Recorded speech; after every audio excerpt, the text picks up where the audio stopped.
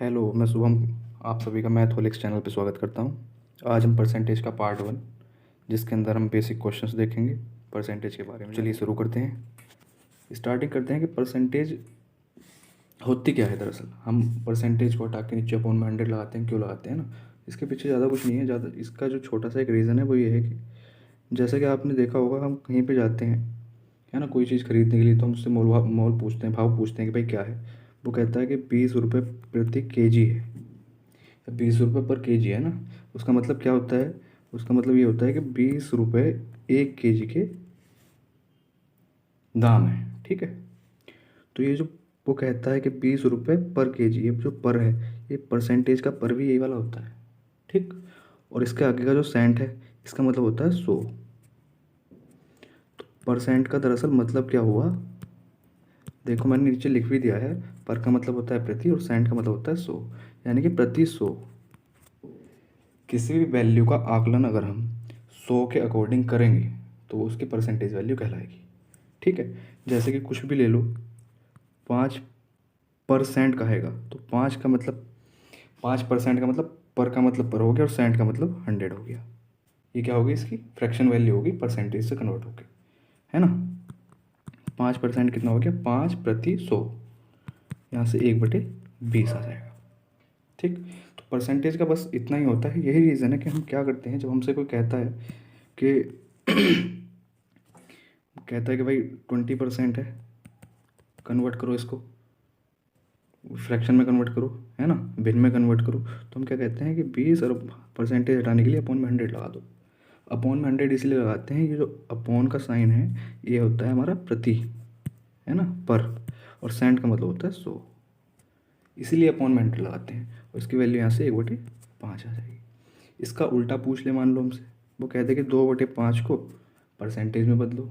ठीक है, यहाँ जैसे हम अभी क्या कर रहे थे कि परसेंटेज को हमने फ्रैक्शन में कन्वर्ट किया था, लेकिन जब उल्टा जाएंगे तो 100 से फिर हम मल्टीप्लाई करना शुरू कर देंगे। ठीक, तो 5 से कितने टाइम्स आएगा, 20 टाइम्स, और 20×2 = 40% आ गया। ठीक है, तो ये बात तो हो गई परसेंटेज के कन्वर्जन की, है ना, बदलाव की, कैसे कैसे हमको परसेंटेज को बदलना है और कैसे किसी फॉर्म को हम परसेंटेज में बदलना है आपस में। ठीक, अब अगर हम, आई होप तो आपको कोई परेशानी होनी नहीं चाहिए। अब नेक्स्ट चलते हैं। अब हम पढ़ने की बात करते हैं कि पढ़ेंगे कैसे कैसे, है ना। एक स्ट्रैटेजी होनी चाहिए कि हम सारा का सारा परसेंटेज का आने वाले 6 से 7 क्लासों में इसको कवर कर लेंगे क्लासेस में, है ना।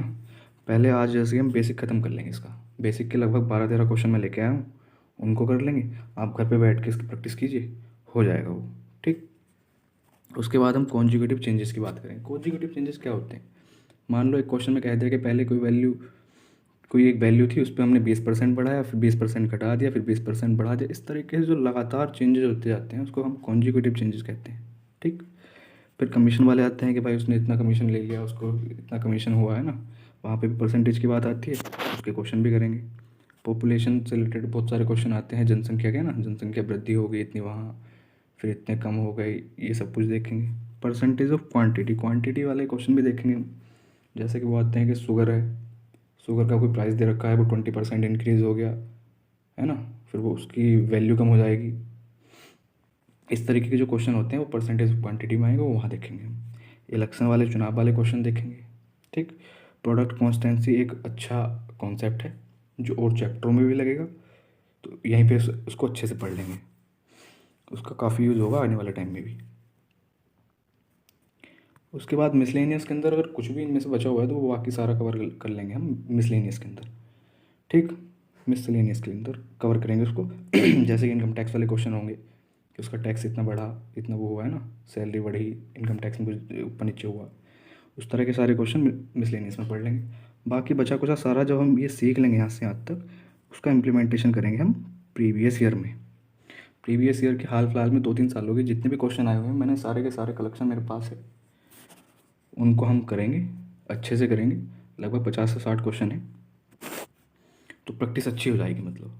और परसेंटेज की में आई थिंक इसके बाद आपको ज़रूरत पड़ेगी नहीं कुछ, और एडवांस लेवल की और भी ज़्यादा ज़रूरत पड़ेगी तो वो बाद में देखेंगे। अभी के लिए बहुत काफ़ी हो जाएगा ये, आप बस इसको करना और फिर प्रैक्टिस करते रहना। चलिए आगे बढ़ते हैं। अब ये देखिए, percentage in the form of fraction. अब कुछ चीज़ें ऐसी होती है कि हमको याद करनी पड़ती हैं। याद नहीं करोगे तो टाइम इतना वेस्ट हो जाएगा ना, एग्ज़ाम में बैठ के बस इनको ही करते रह जाओगे, मार्क्स नहीं आएंगे बिल्कुल भी। ठीक, इसलिए ये चीज़ें तो टिप्स पे होनी चाहिए अगर कुछ अच्छा करना चाहते हो, तो मार्क्स अच्छा लाना चाहते हो। जैसे कि 100%, कोई भी वैल्यू अपने आप में 100% होती है ना, तो उसको तो कुछ बताने की ज़रूरत है नहीं है। 100/100 = 1 हो जाएगा। 50% को कन्वर्ट करेंगे तो 1/2 आता है। इनकी फ्रैक्शन वैल्यू सबको याद होनी चाहिए। 33.33% आ जाए या 33 1/3% आ जाए, उसको हम क्या लिखते हैं, 1/3 लिखते हैं। 25% को 1/4 लिखते हैं। इस तरीके से सारे के सारे जो वैल्यू है ना, ये इधर की तो रट लेनी है बिल्कुल। यहाँ से चाहोगे तो ये 1/13 वाला देख लो कि अच्छा रहेगा, पर छोड़ भी सकते हो, ऐसा कुछ ज़रूरी नहीं है इसका। 1/17 वाले को बस पढ़ लेना थोड़ा सा। 18 वाला कुछ नहीं, पीछे से बना हुआ है 1/9 से। ठीक, 1/19 को भी बस पढ़ लेना, ज़्यादा इसको देखने की ज़रूरत नहीं है। बाकी नीचे के जो ये लिखे हुए हैं ना, ये इनको तो पता नहीं कितना इस्तेमाल होगा, इनका तो कुछ कह ही नहीं सकते। काफ़ी इस्तेमाल होता है हर क्वेश्चन के अंदर, मोस्टली क्वेश्चन के अंदर इसका इस्तेमाल होता है। इसके ऊपर परसेंटेज के ऊपर काफ़ी क्वेश्चन आते हैं, इस वाले के ऊपर। ठीक, तो ये सारे के सारे आपको याद कर लेने हैं इनका कन्वर्जन। नहीं तो अगर एग्ज़ाम में, एक बात बताओ, एग्ज़ाम में अगर दे दिया जाए, 1 मिनट, एग्ज़ाम में अगर वहाँ पर बैठे हैं, है ना, एक एग्जांपल के तौर पे देखते हैं, हमको कोई पता नहीं है कि 6.25% को 1/16 लिखते हैं, हमको पता नहीं है। हम क्या करेंगे कि चलो कोई बात नहीं, 6.25 अपॉन में परसेंटेज वाला 100 लगा देंगे। ठीक है, फिर ये वाला पॉइंट हटाएंगे तो 2 0 और लगा देंगे। अब इसको सोल्व करेंगे, 25 से इसको काटेंगे 25 टाइम्स। ठीक, इसको काटेंगे 400 टाइम्स, फिर 5 से काटेंगे, फिर इसको 80 बार काटेंगे, फिर 5 से 1 बार कटेगा, ये 16 बार कटेगा, तब जाके 1/16 आएगा। ये देख रहे हो, इतना सारा मतलब करना पड़ेगा, और इसमें ही हमारा टाइम वेस्ट हो जाएगा। इतनी देर में पूरा क्वेश्चन सोल्व होना चाहिए था, जितनी देर में हमने क्या करा है कि परसेंटेज को जस्ट कन्वर्ट किया है अभी, उसके बाद कहीं आगे जाके क्वेश्चन होगा। तो इसलिए ये सारी चीज़ें तो बिल्कुल टिप्स पे होनी चाहिए। स्टार्टिंग में इसका जब आप चलाओगे इस वीडियो को, तो स्टार्टिंग में इसका स्क्रीनशॉट लेके रख लेना, एग्ज़ाम के टाइम पे काफ़ी हेल्पफुल रहेगा। रिवाइज करके जाओगे, कुछ भी करोगे, बहुत हेल्पफुल रहेगा ये। ठीक है, आगे बढ़ते हैं। अब अपने कुछ बेसिक क्वेश्चंस देख लेते हैं, है ना। जो भी कुछ क्वेश्चंस 12-13 क्वेश्चंस आए थे, तो इनको देख लेते हैं। इनमें बस परसेंटेज का चेंज ही करना है, जो भी कुछ करना है। जैसे कि पहला क्वेश्चन ही क्या है कि P% of P is 64। Hindi वाले लिख लें कि P का P% 64 है, तो P की वैल्यू क्या होगी, है ना। P का मतलब गुणा होता है, सबको पता होगा। P% 64 के बराबर है। ठीक है, यानी कि P इंटू परसेंटेज हटाने के लिए अपॉन में 100 लगाएंगे, इज इक्वल्स टू 64।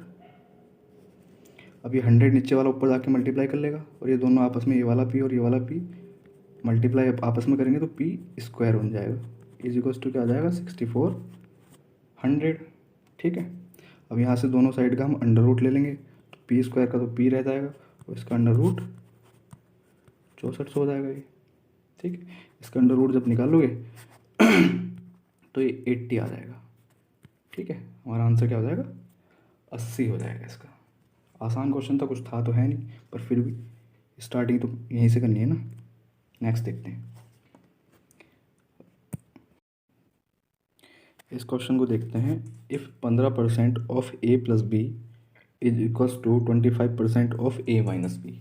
ठीक है, हिंदी वाले लिख लो कि 15% A प्लस बी का 15% किसके बराबर है, A माइनस बी के 25% के बराबर है। तो ये पूछ रहा है कि what percent of B is equals to A, कि B का कितने परसेंट A के बराबर, B का कितने परसेंट A है। ठीक है, ये पूछ रहा है इस क्वेश्चन के अंदर ही। तो इसको करने से पहले हम एक छोटा सा कॉन्सेप्ट जान लेते हैं। ठीक, आप लोगों ने नाम भी काफ़ी सुना होगा, कंपोनेंडो एंड डिविडेंडो का। कंपोनेंडो एंड डिविडेंडो हमारा क्या कहता है, कंपोनेंडो और डिविडेंडो ये कहता है, अगर हमारे पास कोई रेशियो है ना, फ्रैक्शन वैल्यू है x/y बराबर a/b। ठीक, अगर हम इनके अंश और हर को एक बार जोड़ दें ऊपर और नीचे घटा दें, तो इनकी वैल्यू यानी कि इनका फ्रैक्शन सेम रहेगा। ठीक है,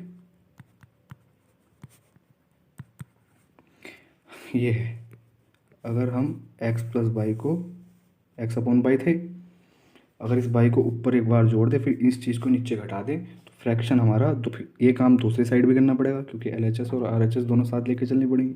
तो यही काम हमको इधर करना पड़ेगा। तो इस इधर के जो a है और b है इसको भी एक बार ऊपर जोड़ दे और नीचे घटा दे तो दोनों के फ्रैक्शन अभी भी सेम रहेंगे।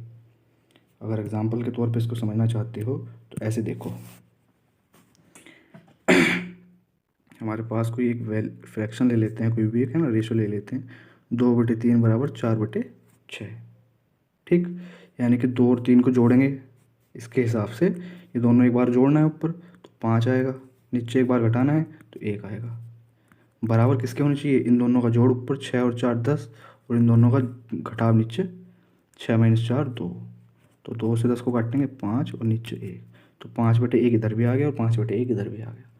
ये हमारा कंपोनेंडो और डिविडेंडो का रूल है। अब इस क्वेश्चन के अंदर कैसे अप्लाई करेंगे, ये जो कॉन्सेप्ट है लगेगा काफ़ी जगह आगे जाके, हर मतलब इसका काफ़ी इस्तेमाल है, तो इसको अच्छे से अप्लाई करना सीख लो बस, बाकी क्वेश्चन को हम बहुत जल्दी कर सकते हैं। इस तरह के क्वेश्चन तो हम पेन उठाने की ज़रूरत नहीं है इनके लिए, पर प्रैक्टिस के बाद है ना, अभी तो ऐसे ही करना पड़ेगा। पहले इसका हम थोड़ा सा क्या देखते हैं, बेसिक से देखते हैं। इसको बेसिक क्या मतलब, वही कि 15% ऑफ a प्लस बी, तो 15% को मैं डायरेक्ट 100 में बदल दे रहा हूँ और a प्लस बी किसके बराबर दे रखा है इसने, 25% a माइनस बी के। ठीक है, हमको पता था परसेंटेज हम यहाँ से भी काट सकते थे आपस में भी इन दोनों का, क्योंकि 100 से 100 यहाँ भी कटना ही कटना है। ठीक है, अब यहाँ से हम देखते हैं कि a प्लस बी ये ऐसे रहेगा, ये a माइनस बी को नीचे ले आते हैं इसके, ये 25 रहेगा इधर और ये वाला 15 जो है नीचा, ये वाला 15 नीचे चला जाएगा। ठीक, तो a plus B upon a minus B बराबर क्या आ गया, 25/15 आ गया। यहाँ से देखो दो तरीके हैं, एक तो आप 15 की गुणा इधर कीजिए और a माइनस बी को इधर ले जाइए, है ना, तो यहाँ से a अपॉन बी की वैल्यू कैलकुलेट कर सकते हो आसानी से, इसमें कुछ समझाने वाली चीज़ है नहीं। दूसरा तरीका कंपोनेंडो एंड डिविडेंडो लगाएंगे, तो एक बार इस a प्लस बी में जब a माइनस बी को जोड़ेंगे तो 2a बनेगा, क्योंकि b भी आपस में कट जाएंगे। जब इन दोनों का आपस में घटाएंगे इसको और इसको तो नीचे 2b बचेगा। ठीक, ऐसे ही इन दोनों के साथ भी करना है, 25 और 15 40 हो जाएंगे और एक बार नीचे घटा के लिखेंगे तो 25 - 15 10 बचेगा। ये एक जीरो से एक जीरो भी काट दो, 2 से 2 काट दो। ठीक, तो हमारा क्या आ गया, a अपॉन बी आ गया हमारा 4/1। ठीक, यानी कि a की वैल्यू हमारी क्या होगी, यहाँ से a की वैल्यू 4 होगी और b की वैल्यू 1 होगी। ठीक, अब इसने क्वेश्चन में यही पूछा था कि a जो है b का कितने % है, a जो है b का, जिसको कह देना कि किसका, उसको नीचे रखते हैं, जिसके रेस्पेक्टिव में बात करते हैं। जैसे इसने पूछा कि b के रेस्पेक्टिव में a को पूछ रहा है तो a को ऊपर रखेंगे, b को नीचे रखेंगे। 4/1 इसका परसेंटेज पूछ रहा है तो 100 लगा दो, ये परसेंट में कन्वर्ट हो जाएगा, कितना हो जाएगा 400%। ये हमारा आंसर है।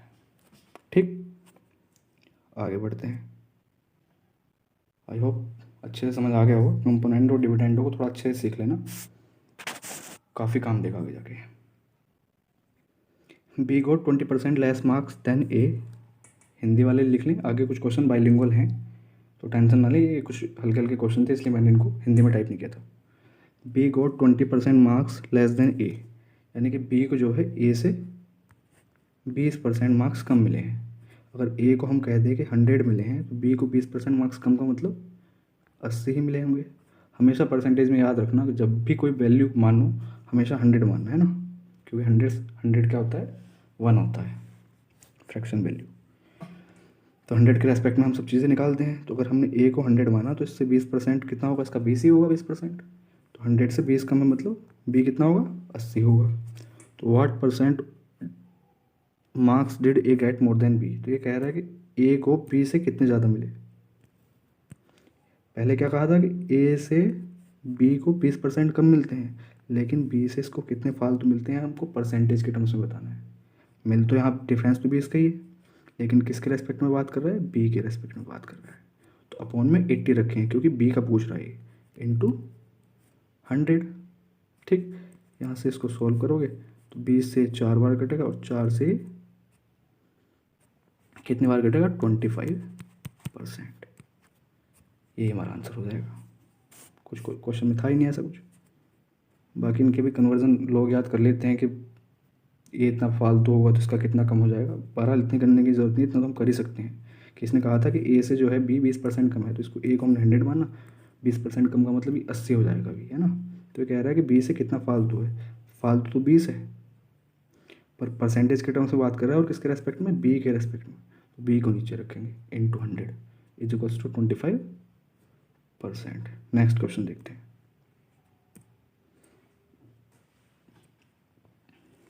If 40% of A is added to 50% of B, Hindi में लिख लोगे, अगर ए के 40% को बी के 50% में जोड़ा जाता है तो the answer is 80% of B. तो आंसर जो है बी का 80% बनता है। ठीक, what percent of B is A, तो बी का कितने परसेंट ए है। क्वेश्चन को इसके लैंग्वेज के हिसाब से लिख देते हैं। 40% ऑफ ए को जब हम 50% ऑफ बी में ऐड करते हैं, ऐड करते हैं नहीं, है ना, अरे अभी नीचे आप सोचो प्लस माइनस लगा दिए इसलिए हटाया इसको, तो ये क्या बन जाता है, ये 80% ऑफ बी बन जाता है। ठीक, अब आपको पता है मल्टीप्लाई में हर किसी के परसेंटेज रखा है तो उसको हम हटा सकते हैं। अपॉन में 100 आएगा, बाद में बैठेगा, बात तो वही है। तो यहाँ से 50 बी और इधर 80 भी रखे हुए, इधर जाके माइनस हो जाएंगे तो कितने बचेंगे, 30 बी बचेंगे इधर तो, और इधर हमारे पास क्या रखा हुआ है, 40 ए रखा हुआ है। ठीक है, अब यहाँ से हम क्या कह सकते हैं, ए अपॉन बी कितना हो गया, 30/40 हो गया। बस यही पूछा था इसने कि ए जो है बी का कितने परसेंट है। परसेंट में बदलने के लिए 100 से मल्टीप्लाई कर देंगे। अब यहाँ से इसको कैलकुलेट करो, 0 से 0 जाएगा, 4 से 25 टाइम्स जाएगा, 25 या 75 हो जाएगा, 25 से 75% आ गया। ठीक, बेसिक क्वेश्चन है, कुछ ऐसा है नहीं कि जिसमें कुछ समझ ना आए। तो आगे बढ़ते हैं, नहीं तो वीडियो काफ़ी लंबी हो जाएगी, कोई फ़ायदा नहीं है उसका। If 20% of A is equals to 30% of B is equals to 1/6 of C, then ABC का रेशो होता हो। ठीक है, अभी पहले इसका बेसिक देखते हैं, फिर आपको मैं बताऊंगा कि कैसे इसको हमको ऑप्शन से एलिमिनेट करके भी कर सकते हैं इसको, है ना। सोचना तो है ही उस टर्म्स में भी। 20% ऑफ ए बराबर दिया है इसने 30% ऑफ बी, और ये भी बराबर किसके दे रखा है, 1/6 ऑफ सी, है ना। यहाँ से एक तरीका तो ये है कि हम पहले इन दोनों को कैलकुलेट कर लें, तो ए अपॉन बी का रेशियो निकाल लेते हैं। इन दोनों को कैलकुलेट जब हम करेंगे तो क्या होगा कि परसेंटेज से परसेंटेज कैंसिल आउट हो जाएगा, और ए बटे बी कितना आ जाएगा हमारा, 30/20, यानी कि ये 0 भी कैंसिल आउट हो जाएंगे। तो ए अपॉन बी कितना आ जाएगा, 3/2। चलो ठीक है, अगर हम अब किस किस की बात करते हैं, इसको और इसको लें, किस किस को, 30% ऑफ बी को, 1/6 सी को। अब परसेंटेज को हम नहीं काट सकते हैं, यही चीज़ ध्यान रखना है। देखो परसेंटेज को क्यों नहीं काट सकते, साइड में हमारा परसेंटेज नहीं रखा हुआ है ना। तो यहाँ से परसेंटेज को हम क्या करेंगे, हटाएंगे। परसेंटेज को हटाने के लिए हम अपॉन में 100 लगाएंगे। ठीक, तो 30/100 हो जाएगा, एक 0 से एक 0 काट देंगे। थोड़ा इसको छोटा कर लेते हैं, तो हमारे पास क्या रह गया, 3/10 बराबर 1/6 सी। अच्छा, इधर बी भी है। ठीक, तो यहाँ से हम क्या कह देंगे कि बी अपॉन सी की वैल्यू कितनी आ गई, 10/18 आ गई। अब थोड़ा एक बात बताओ कि हमारी एक वैल्यू कहाँ रखी है, एक ये रखी, ए अपॉन बी की, है ना। ए अपॉन बी कितना आ रहा था, 3/2, और बी अपॉन सी कितना आ रहा है, 10/18। तो एक जगह तो बी की वैल्यू 2, एक जगह 10, ऐसा कैसे पॉसिबल है, ऐसा नहीं हो सकता ना। तो इसलिए हमें दोनों जगह बी को सेम करना पड़ेगा। अब सेम करने के लिए यहाँ 5 से अगर मल्टीप्लाई कर देंगे तो ये भी 10 बन जाएगा, और ये हमारे घर का राज तो है नहीं कि नीचे 5 से मल्टीप्लाई कर दिए तो ऊपर कुछ ना करें, ऊपर भी हमको 5 से करना पड़ेगा। ठीक, तो यहाँ से क्या होगा, हमारी ए अपॉन वी की जो वैल्यू है वो कितनी आ जाएगी, 15/10 आ जाएगी। अब हाँ, हम कह सकते हैं कि ए की वैल्यू 10 है, सॉरी, ए की वैल्यू 15 है, बी की 10 है। अब यहाँ भी बी की 10 है ना, तो सेम होगी, और सी की 18 है। तो ए रेशो बी रेशो सी क्या आ जाएगा, 15/10/18। ठीक। अब इसी में कुछ लोग क्या बताते हैं, देखो जैसे हमारे पास यहाँ 2 रेशो आ गए थे, थोड़ा सा समझ लीजिए इसको। 1 मिनट, रेशो देख लेते हैं, 3/2 और 10/18 है ना। जैसे हमारे पास ए और बी और सी लिख दिया ना, ए और बी का रेशो क्या था, 3/2 आ गया था, यानी कि 3/2। और बी और सी का रेशो क्या आया था हमारा, 10 और 18। ठीक है, इसको अगर हम छोटा भी कर लेंगे तो ये 5 बन जाएगा, और ये हमारा 9 बन जाएगा। इसको थोड़ा सा साफ करके लिख लेते हैं, 5 और 9 ही। 1 मिनट बस। बी और सी का रेशो क्या था, 5:9। तो यहाँ से इनको इक्वेट करने के लिए जो हमने ऊपर किया था ना, कि बी वाले को सेम किया था, बी की एक जगह वैल्यू 10 आ रही थी, एक जगह 2 आ रही थी, तो 5 से ऊपर नीचे मल्टीप्लाई कर देता। वही सेम चीज़ हम यहाँ कर सकते हैं। ये उल्टा एन कह देते हैं इसको, कि उल्टा एन बना देते हैं। 3 की मल्टीप्लाई 5 के साथ तो 15 आ गया। 2 की मल्टीप्लाई 5 के साथ, है ना, पहले ऐसे आए, फिर ऐसे, 5 दूनी 10, और फिर ऐसे, 2 नम 18। तो यहाँ से हमारा डायरेक्ट रेशियो आ जाता है ए बी सी का। कहीं पे भी अगर ऐसा दे रखा है कि ए रेशियो बी कुछ दे रखा है, बी रेशियो सी कुछ भी दे रखा है, ठीक, तो या तो बी को सेम कर लो, या फिर इस तरह का कोई भी एक ऊपर नीचे रख के बना लो। ठीक है, तो आई होप आपको ये समझ आ गया होगा। अब अपने क्वेश्चन पे चलते हैं, आंसर देखते हैं क्या है। अब आपको मैं थोड़ा सा ऑप्शन से एलिमिनेट करना बताता हूँ, कैसे एलिमिनेट कर सकते हैं हम ऑप्शन को। तो हमारा आंसर तो ये हो गया। ठीक, अब मुझे एक बात बताओ, जब हमें पता था, हमें यहाँ से ये दिख रहा था कि 20% ऑफ ए बराबर है 30% ऑफ बी के, तो हमें यहाँ से साफ साफ दिख रहा है कि A/B जो है वो 3/2 है। तो हमारा ऑप्शन जो होगा, कुछ भी वैल्यू आती रहे बाद में, है ना, पर ये रेशो बिगड़ेगा नहीं कभी भी, ये रेशो कभी नहीं बिगड़ेगा। अगर ये रेशो बिगड़ गया तो फिर आंसर मतलब आंसर नहीं आएगा। तो 3/2 रेशो पहले वाले में, अगर ए की और बी की बात करें तो 2/3 बन रहा है, तो पहला ऑप्शन खत्म। इसमें 3/2 बन रहे हैं, ये भी हाँ, ये हो सकता है बिल्कुल। इसमें अगर हम बात करें, इसको काट सकते हैं, 5 दूनी 10 और 5 या 15, इसमें भी 2-3 बन रहा है, ये भी नहीं हो सकता। तो 2 ऑप्शन तो हमारे यही खत्म हो गए थे। हमारे पास केवल 2 ऑप्शन थे, बी और डी। ठीक है, जहाँ हमने क्वेश्चन अभी पढ़ा ही था कि 20% ऑफ ए बराबर 30% ऑफ बी, इतने भी हमें समझ आ गया कि 3/2 बनेगा ए और बी का रेशो। ए और बी का रेशो 3 और 2 कहाँ कहाँ बन रहा है, 2 ऑप्शन में बन रहा है। हो सकता है पेपर में कल को तुम्हारे आपके पास क्वेश्चन आए, उसमें एक ही ऑप्शन ऐसा मिल रहा है जहाँ पे इतनी भी बात बन जाए, पूरा क्वेश्चन हमको सॉल्व करने की ज़रूरत ही नहीं है। बस ये चीज़ थोड़ी सी समझ लेना, बाकी इसके आगे भी कुछ नहीं है। फिर बाद में बी और सी का ले लो। बी और सी का रेशो कितना आ गया था हमारा, 5/9 आया था ना। तो 5/9 देखो इसमें नहीं बन रहा, अकेला इसमें ही बन रहा है। ठीक, तो इस तरीके से हम इसको टिक कर सकते थे। अब बहुत जल्दी कर सकते थे, इतना कुछ करने की ज़रूरत नहीं थी, पर बहरहाल ही समझाने के लिए बहुत ज़रूरी था, इसलिए आप लोगों को अच्छे से समझ आ गया होगा जो चीज़ मैं समझाने की कोशिश कर रहा था ना। तो इसको आप, 1 मिनट, कितना लिखा गया, अरे चलो ठीक है, नेक्स्ट क्वेश्चन देखते हैं अपना। If in a school there are 980 student out of which 60% are boys, then find the number of girls. एक स्कूल है, उसके अंदर 980 बच्चे हैं। ठीक है, ये मान लो कोई एक, भाई साहब रुक जाओ, एक स्कूल है, तो स्कूल के अंदर बॉयज़ होंगे और गर्ल्स होंगे ना। अच्छा, पूरा स्कूल के बच्चों, सारे बच्चे होंगे वो अपने आप में 100% ही होंगे ना। बताया था कि कोई भी होल अपने आप में कोई भी वैल्यू पूरी होती है 100%। तो इसमें से अगर बॉयज़ 60% हैं, तो मुझे एक बात बताओ, गर्ल्स कितनी रही होंगी, 40% रही होंगी। तब तो दोनों मिलकर 100% बनेंगे। ठीक है, तो बस गर्ल्स का नंबर पूछ रहा है वो, कि कितनी गर्ल्स होंगी वहाँ। टोटल कितने थे, 980 थे बच्चे, उसका 40% लड़कियाँ हैं, तो 40% निकाल दो 980 का। इसमें क्या है, कुछ भी नहीं। 980 का 40% निकालने के लिए परसेंटेज को उठाओगे, अपॉन में 100 लगाओगे, इन दो जीरो से ये दोनों जीरो कैंसिल हो जाएंगे, हमारे पास क्या रह गया 98 इंटू 4। एक मिनट, ठीक। इसके बाद या तो कैलकुलेशन कर लो, नहीं तो एक चीज़ जो आगे तक काम देगी वो ये है कि आपको यूनिट डिजिट पे काम करना है। किस पे काम करना है? यूनिट डिजिट पे, इकाई के अंक पे काम करना है।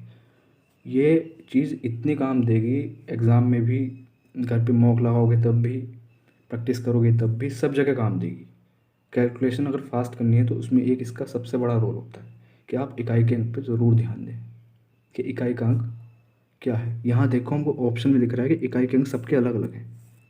क्या है यहाँ? सबके अलग अलग हैं। इसके इकाई का अंक 0 है, इसका भी 0 है, इसका 2 है, इसका 8 है। तो यहाँ जब 4 8 से मल्टीप्लाई होगा तो 4 अट्ठे 32 बनाएगा, है ना। हमको तो इकाई का अंक चाहिए जो कि 2 आएगा बस, और 2 एक ही ऑप्शन में है 392। तो हम इसको टिक करके आगे भाग जाएंगे। हमको ज़रूरत नहीं है कि हम 98 के 4 से मल्टीप्लाई करें, बिल्कुल कोई भी ज़रूरत नहीं है।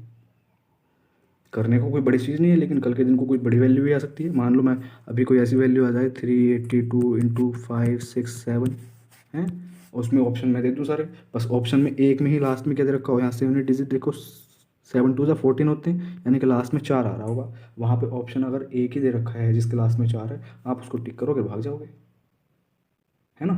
कहने का मतलब यह है कि बड़े बड़े कैलकुलेशन को आसान किया जा सकता है इन तरीक़ों से। तो इन पे थोड़ा सा अच्छे से ध्यान देना। बाकी कैलकुलेशन की अच्छे से वीडियो बनाऊंगा मैं, 5-6 इसके एक पिलर कहें ना, जिसको हम पिलर कह सकते हैं, कि 5-6 ऐसी चीज़ें होती हैं जिससे हम कैलकुलेशन को लगभग लगभग 80% तक ख़त्म कर सकते हैं। बड़ी बड़ी कैलकुलेशन को भी एग्ज़ाम में यही चीज़ काम देती है, ठीक। आगे बढ़ते हैं। आशा करता हूँ कि आपको ये चीज़ समझ आई होगी, जो मैं ये यूनिट डिजिट है ना, इकाई का अंक समझाने की बात कर रहा था। लगा के देखना जहाँ था इसको। आगे बढ़ते हैं। If a college there are 40% of boys and 900 girl, then find the total number of students in the college।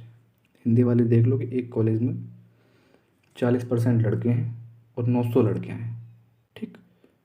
तो फिर कॉलेज में टोटल स्टूडेंट कितने हैं ये हमको बताना है। तो मुझे एक बात बताओ, अगर बॉयज़ 40% है तो गर्ल्स कितने रही होंगी? 60%, है ना। टोटल मिला के तो, कुल मिला के तो क्या है, 100% होता है सब कुछ। और इसकी वैल्यू कितनी दे रखी है? 900 दे रखी है, और हमसे पूछ क्या रहा है? 100% की वैल्यू। बड़ा गंदा क्वेश्चन मार्क बना है, तो ये पूछ रहा है, ठीक है। इसको बताना है, सॉरी, इसको करने के लिए आपको यूनिटरी मेथड पता ही होगा कि 100 ऊपर जाके मल्टीप्लाई कर लेगा और 60 नीचे आ जाएगा। 900 इंटू 100 हो जाएगा, और ये वाला 60 जो है ये नीचे आ जाएगा, ठीक। नीचे हमेशा ओरिजिनल वैल्यू आती है। इसको हम डायरेक्ट कैसे करते हैं भी बताऊंगा। एक मिनट, ठीक है। यहाँ से इसको कैलकुलेट करोगे तो ये 0 से 0 कैंसिल आउट हो जाएगा, 6 से 90 को काटोगे 15 आ जाएगा, हमारा आंसर 1500 आ जाएगा। अच्छा, अगर कोई भाई या बहन ऐसा हो जिसको यूनिटरी मेथड है ना करना पता हो कि हमने ये वाली चीज़ कैसे कर दी, अगर कोई भूला भटका हो ऐसा, पैसे तो ये 6-7 क्लास की चीज़ है, पर फिर भी एक बार देख लो। जैसे कि 60% की वैल्यू हमें पता था कि 900 है, तो यहाँ से 1% कितना हो जाएगा? 900/60 हो जाएगा, ठीक है। 60 अपॉन में चला जाएगा, सबको पता है। 100% निकालना है तो 100 से इसकी मल्टीप्लाई कर देंगे, यानी कि 900/60 तो ऐसे ही रहेगा, इंटू क्या, एक मिनट, 66 बन गया, और इंटू 100 हो जाएगा। बस यही चीज़ हमको डायरेक्ट करनी है। इसी चीज़ को दिमाग में हमेशा रखना है। इतना भी छोड़ो, इतना भी लिखने की ज़रूरत नहीं है, बस नीचे हमेशा एक चीज़ याद रखो कि नीचे ओरिजिनल वैल्यू आती है। जैसे कि इसने क्या कहा था कि 60% की वैल्यू 90 है, तो 60 की वैल्यू है 900, 90 नहीं 900। तो जिसकी वैल्यू है उसको नीचे रखो, जो वैल्यू है उसको ऊपर रखो, और जिसको निकालना है उससे उसकी मल्टीप्लाई कर दो। यहाँ से हमारा 1500 आ जाएगा, ठीक है। इतना टाइम नहीं होता कि आप पेपर में बैठ के सब कुछ लिखें। ये सब कुछ, ये कितने वो इतनी गलत है ना, ये तो बहुत बेसिक क्वेश्चन चल रहे हैं। इतने बेसिक क्वेश्चन के शायद ही किसी एग्ज़ाम में आए, नहीं तो आएंगे नहीं, पर बेस बनाने के लिए इस तरह के क्वेश्चन करने पड़ते हैं हमको, जिससे कम से कम समझ आए कि हाँ परसेंटेज कैसे कैसे काम करता है, ठीक। आगे बढ़ते हैं। व्हाट इज़ 1% ऑफ 1600 कि 1600 के 1% का 1% कितना होता है। हिंदी में ये समझ लें कि 1600 के एक एक 1600 के 1% का 1%। अच्छा, का मतलब और इंग्लिश में ऑफ का मतलब है ना, ऑफ को का कहते हैं ना, तो मैथ में इसको गुणा से डिनोट करते हैं। ये ध्यान रखना, जहाँ पे भी कहा जाए ऐसे करके 1% ऑफ 1% ऑफ 1600, अगर किसी को ना पता हो, वैसे पता है कि सबको पता होगा, पर फिर भी या हिंदी में आ जाए कि 1600 के 1% का 1%, तो का जो है ना वो उसका मतलब गुणा होता है। ठीक है, तो 1600 इंटू परसेंटेज हटाने के लिए बताया था कि अपॉन में 100 ले जाते हैं, परसेंट है ना। बस इस 2 जीरो से ये 2 जीरो कैंसिल आउट, हमारे पास क्या रह गया 16/100। अब ये नीचे 2 जीरो है हमारे, तो ये 2 जीरो क्या करेंगे ऊपर जाके पॉइंट में कन्वर्ट हो जाएंगे, 0.16 हमारा आंसर आ जाएगा। ठीक, नेक्स्ट करते हैं अपना क्वेश्चन। अरे बीच में स्पेस कैसे रह गए, चलो कोई बात नहीं। ये भी देखो सेम क्वेश्चन है कि 8% of 30% of 800, Hindi English mix हो गई। 800 का 30% का 8% कितना होता है। 800 के 30% का 8% कितना होता है, ये इस क्वेश्चन में पूछा है। बस कुछ नहीं है, इसको हटाएंगे तो है ना, इसको हटाएंगे अपॉन में 100 लगा देंगे, यहाँ से भी 100 लगा देंगे। ठीक, इसकी भी हट जाएगा। अब इसके 2 जीरो से ये 2 जीरो कैंसिल हो जाएंगे। अब इस 100 को हम जो है देखो, कैलकुलेशन छोटी छोटी चीज़ें, यही चीज़ याद रखने की होती है कि इस 100 को हम किसी से काटेंगे नहीं, कट तो जाएगा 8 से काट लेंगे ना, 2 से काट लेंगे, एक जीरो काट लेंगे, पर इसकी ज़रूरत नहीं है, पर एक जीरो यहाँ से काट सकते हैं। हाँ बिल्कुल। अब हमारे पास क्या रह गया 8 × 3 × 8/10। यहीं पे थोड़ा सा ध्यान रखना है कि ऐसा मत कर देना कि 2 से 8 को काट दो, फिर 2 से इसको काट दो, अपॉन में 5 आएगा, फिर डिवाइड करते फिरोगे, बहुत लंबा हो जाएगा। हमको पता है अपॉन में अगर जीरो है तो वो जैसा कि 20.5 दे रखा है, तो हम पॉइंट हटा के अपॉन में ज़ीरो लगाते हैं ना, उसी तरीके से इसका उल्टा भी तो कर सकते हैं कि नीचे ज़ीरो हटा के ऊपर पॉइंट लगा दें। ठीक, तो इसलिए नीचे वाले ज़ीरो को हम कभी भी हटाते नहीं हैं जब हमें दिख रहा हो कि हमारा आंसर पॉइंटों में आ रहा है। ठीक, ऊपर वालों की मल्टीप्लाई कर लो, 8 3 = 24 और 24 8 = 192 अपॉन 10। यहाँ से एक जीरो हटेगा, ऊपर एक पॉइंट लग जाएगा, तो 19.2 हमारा राइट आंसर हो जाएगा। आगे चलते हैं। In what ratio should 20% ethanol solution be mixed with 40% of ethanol solution to get 28% ethanol solution. ये तो मिक्सचर का क्वेश्चन आ गया, मिक्सचर का क्वेश्चन आ गया, इसको छोड़ देते हैं, अभी समझाने का कोई फ़ायदा नहीं होगा। बाकी अगर कोई समझना चाहता है तो समझ लो, इसमें एलिगेशन लगा लो। ठीक है, आंसर चाहिए ही चाहिए, तो 20 40 28 बीच में, 40 में से 28 जाएंगे तो 12 बचेंगे, 28 में से 20 जाएंगे तो 8 बचेंगे। अब हमारा ये रेशो आ गया, इससे 4 से काटेंगे 4 3 जा और 4 2 जा, 3:2 हमारा आंसर आ गया। इतना क्वेश्चन है, पर ये चीज़ हम एलिगेशन में और मिक्सचर में पढ़ेंगे। ठीक है, आगे जाके अगला क्वेश्चन देखते हैं। An item is sold for rupee 7130 at a profit of 15%। Find the cost price of item. 15% के लाभ पर एक आइटम को 7130 में बेचा जाता है। तो वस्तु की लागत मूल्य बतानी है। मैंने कहा था कि लागत मूल्य मतलब परसेंटेज के अंदर कुछ भी मानना हो तो हमेशा 100% मानना। तो लागत मूल्य हम कितनी मान लेते हैं कि 100 है। क्या है 100 है, ये हमारी लागत मूल्य है। अच्छा, प्रॉफिट किस पे होगा, लागत मूल्य पे होगा। मान लो कोई भी एक आइटम है हमारा, हमने 100 रुपये का वो बना के लेके आए, 15% का उस पर प्रॉफिट चाहिए, तो उसको हम कहेंगे ना कि 115 का बेचो, तभी तो प्रॉफिट होगा। तो 15% का, तो 115 में उसको बेचेंगे हम, उसी 115 की वैल्यू उसने क्या कह रखा है कि 7130 है। ठीक, और क्या कह रहा है 100 की वैल्यू बताओ। बन गया पीछे वाला क्वेश्चन, नहीं यूनिटी मेथड वाला। तो इसको हम क्या करेंगे, डायरेक्ट अभी पीछे बताया था ना कैसे करना है, कि जिसकी वैल्यू है 7130, किसकी वैल्यू है 115 की है, क्या निकालना है 100। बस इसको कैलकुलेट कर लो। कैलकुलेट करेंगे, 5 से काटेंगे 23 टाइम्स जाएगा, और 5 से इसको काटेंगे तो ये जाएगा 5 बन जा 5, 5 4 जा, ठीक, और 5 2 जा 5 6 जा, ये इतना जाएगा, ठीक है।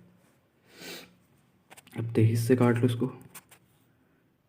23 छक्के कितने होते हैं, 6 ते 18 और 6 दूनी 12 बन 38, 23 छक्के, 4 बचेगा 46 हो जाएगा, और 2 जा हो जाएगा, यानी कि 6200 हमारा क्या आ जाएगा, आंसर आ जाएगा। ये 62 जो है 100 के साथ गुणा करके 6200 बना लेगा, ठीक है। कैलकुलेशन करनी है कैसे भी कर लो, उसमें कोई इशू नहीं है। बहरहाल चीज़ समझने की यही थी कि 15% का लाभ ले रहा है तो कितने का बेच रहा होगा, 115 का बेच रहा होगा। इस 115 की वैल्यू कितनी है, 7130 है। लागत मूल्य कितना है, 100 है, तो 100 की वैल्यू हमको कैलकुलेट करनी थी, बस कुछ नहीं था। आगे बढ़ते हैं। 0.02% ऑफ 150% ऑफ 600 इज 600 का 150% का 0.02% कितना होता है, ये बताना है हमको, ठीक है। 600 का 150%, अब अपॉन में 100 लगाते जा रहा हूँ मैं, परसेंटेज नहीं लिख रहा, उसका भी 0.02% क्या होता है, अरे ये लिखा हुआ है तो अपॉन में 100। ये दरअसल पेन हमारा थोड़ा ऐसा है कि कुछ ज़्यादा ही गंदा लिखता है, ठीक है। इसको सॉल्व करना है, इसको पॉइंट को यहाँ से हटाएंगे तो अपॉन में 2 जीरो बढ़ा लेंगे। अब हमारे पास 3 जीरो हो रहे हैं, 1 2 और 1 3, तो यहाँ से काट लो 1 2 और 1 3। अभी भी हमारे पास कितने जीरो रखे हुए हैं, 3 जीरो रखे हुए हैं, 2 ये और 1 ये। ऊपर क्या क्या रखा है, 6 और 15, 15 छक्के 90, और 90 दूनी 180, और नीचे 3 जीरो, 1 जीरो से 1 जीरो कैंसिल आउट। अब नीचे 2 जीरो रखे हुए हैं, यानी कि ऊपर 2 डिजिट से पहले हमारा क्या लग जाएगा, पॉइंट लग जाएगा, तो 0.18 हमारा आंसर आ जाएगा। इस तरीके से क्वेश्चन को करना, नहीं तो कहीं ना कहीं पक्का मिस्टेक करके आओगे। एक आध पॉइंट भी इधर उधर हुआ, क्वेश्चन खत्म, मार्क्स खत्म, ठीक है। आगे देखते हैं। अरे क्वेश्चन खत्म हो गए, बस यही क्वेश्चन थे। आशा करता हूँ आप लोगों को ये वीडियो अच्छी लगी होगी, और हमने लगभग 12 क्वेश्चन किए हैं। छोटी सी एक परसेंटेज की डेफिनेशन बताई है ना, कि 100 क्यों लगता है, ये सब कुछ। बाकी आने वाली जो वीडियो होगी आपकी, उसमें हम क्या करेंगे देख लेते हैं। हमारा अगला टॉपिक क्या था, ये रहा। हमारा अगला टॉपिक रहेगा कॉन्जुगेटिव चेंजेस का, तो कोशिश करेंगे कॉन्जुगेटिव चेंजेस और कमीशन एक साथ निपटा लें। जो नेक्स्ट पार्ट आएगा उसमें कॉन्जुगेटिव चेंजेस और कमीशन एक साथ ख़त्म करने की कोशिश करेंगे। चलिए आज की वीडियो यहीं समाप्त करते हैं, धन्यवाद।